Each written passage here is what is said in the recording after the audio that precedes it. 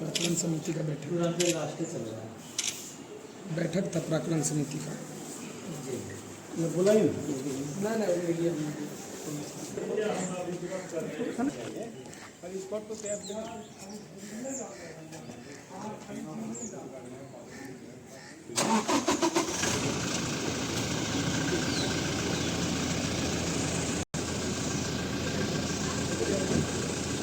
हाँ, तो कहा है कि उसमें लस्सा साधना होगा।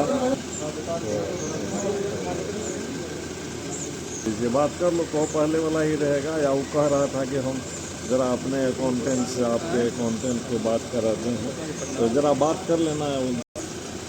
हाँ, तो देख लो, कहो कि वो ठीक करो कि पापा आपके मोबाइल पर पैसा भेज दिए हैं, देख लीजिएगा। 88 629 37 1 83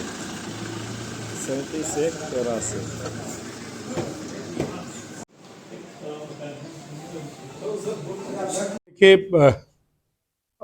बिहार सरकार जिसमें मैं उप मुख्यमंत्री के दायित्व में भी रहा, और माननीय मुख्यमंत्री जी ने और हमारी एनडीए की सरकार ने निर्णय लिया था कि जातीय गणना बिहार में हो, और उस गणना को हम सबों ने कराने का काम किया, और भारतीय जनता पार्टी का संपूर्ण समर्थन इस मुद्दे पर रहा है। और यशस्वी प्रधानमंत्री जी ने देश की जो जनगणना प्रारंभ हो रही है, जो कोरोना के कारण इसमें काफ़ी विलम्ब हुआ, और उसके साथ साथ जातीय जनगणना कराने का भी निर्णय लिया है। इसका हम सब स्वागत करते हैं, और वास्तव में संविधान ने जो सभी वर्गों के लोगों को समानता का जो अधिकार दिया है, और हमारा जो उपेक्षित या वंचित समाज है, जिसको हम सरकार की कल्याणकारी योजनाओं का लाभ बेहतर ढंग से नहीं पहुंचा पाए हैं, ऐसे तमाम लोग इस गणना के बाद उसमें शामिल होंगे। और वास्तव में यह एक प्रगतिशील कदम है। हम बिहार सरकार की ओर से माननीय प्रधानमंत्री जी को हृदय से धन्यवाद भी देते हैं। लेकिन दुर्भाग्यपूर्ण है कि भारतीय राष्ट्रीय कांग्रेस, जो हमेशा से आरक्षण का विरोधी रही, डॉक्टर अंबेडकर का विरोधी रही, और वो इस श्रेय को लेना चाहती, और राष्ट्रीय जनता दल के नेता तेजस्वी यादव भी कह रहे हैं कि ये मेरा निर्णय था। अरे, आप तो बिहार सरकार में भी आप शामिल नहीं थे। हमारी और जनता दल यूनाइटेड और अन्य घटक दलों की सरकार हमारी है, और उस समय भी थी।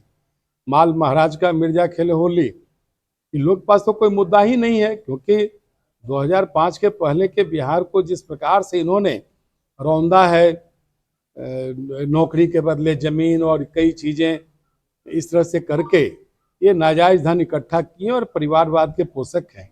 ये लोग जब सर्वहारा और आम लोगों की बात करते हैं तो कभी कभी हंसी भी आती है, और उनके इस दोहरी चाल को बिहार की जनता बेहतर ढंग से समझती है।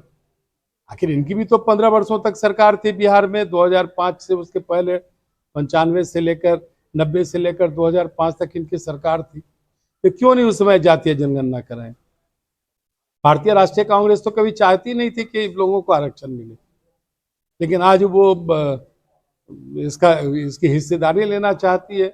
केंद्र में हमारी सरकार, राज्य में हमारी सरकार, हम सब के बिहार में भी निर्णय लिए, और केंद्र स्तर पर भी माननीय यशस्वी प्रधानमंत्री जी के नेतृत्व में एनडीए सरकार ने निर्णय लिया। और ये दोनों दल, जिनकी कोई अपनी औकात नहीं है इंडिया गठबंधन में, अब तो ममता बनर्जी और अन्य जो घटक दल है वो भी सब अलग हो चुके हैं।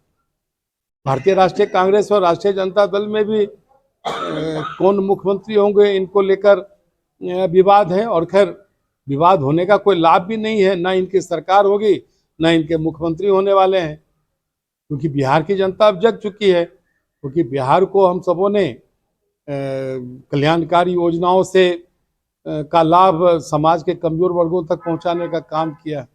इसीलिए यह जातीय जनगणना कराने का निर्णय एक महत्वपूर्ण निर्णय है, और आने वाले दिनों में इस जनगणना के आधार पर हम कल्याणकारी योजनाओं को समाज के उन तबकों तक पहुंचाकर जो कहीं न कहीं अग्रणी पंक्ति से पीछे हैं, उनको अग्रणी पंक्ति में लाने का काम हमारी सरकार करेगी। और जिन कल्याणकारी योजनाओं के कारण आज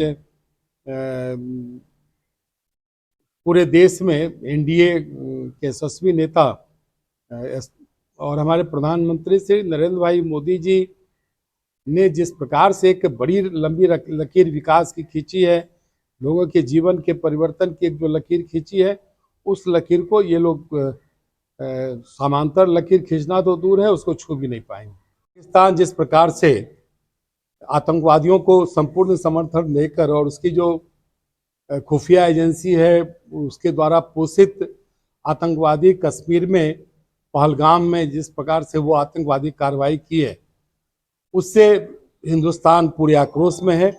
और इस प्रकार के छद्म आतंकवाद को हम नेस्ताभूत करेंगे। और जो देश इस प्रकार के आतंकवादियों का समर्थन देगा, उसका नामो निशान मिटाने का भारत ने निर्णय लिया है। और ऐसे इस प्रकार के देश को हम सब छोड़ेंगे नहीं जो आतंकवाद का समर्थन करेंगे। और जहां तक रहा पाक अधिकृत कश्मीर, स्वयं पाकिस्तान के जिम्मे है, अब उसको भी छुड़ाना हम सबों का दायित्व है। क्योंकि जब राजा हरि सिंह जम्मू कश्मीर को भारत में विलय कराए थे, उस समय जो पाक अधिकृत कश्मीर है वो उसका हिस्सा था। लेकिन उस समय की भारतीय राष्ट्रीय कांग्रेस के प्रधानमंत्री पंडित नेहरू के गलत नीतियों के कारण एक बचाव मुद्रा में केंद्र की सेना को उन्होंने निर्देशित किया, जिसके कारण पाक अधिकृत कश्मीर का जो भाग कबायलियों ने कब्जा कर लिया था वो पाकिस्तान के हिस्से में ही रहा। और उस हिस्से को भी हम सब वापस लाएंगे। और भारत हर प्रकार के आतंकवादी गतिविधियों के खिलाफ खड़ा है और हम हर क्रिया का बेहतर प्रतिक्रिया देने के लिए तैयार हैं।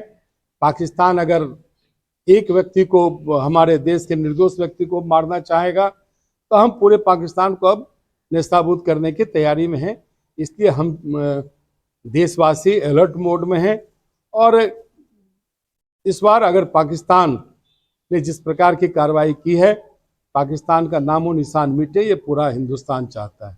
कब तक कार्रवाई, क्या भविष्य में स्थिति है? उसका भविष्य की स्थिति तो राज्य के लोगों को मालूम है। राज्य के मतदाता तो पहले से तैयार है। इस बार 243 में 225 सीट हम सब लेंगे और एनडीए की बहुत मजबूत सरकार हम सब बनाने जा रहे हैं। क्योंकि हम सबों ने 2005 से लगातार जो हमारी सरकारें रही, बीच के कुछ कालखंड को छोड़ दीजिए, तो हमने बिहार को बदला है।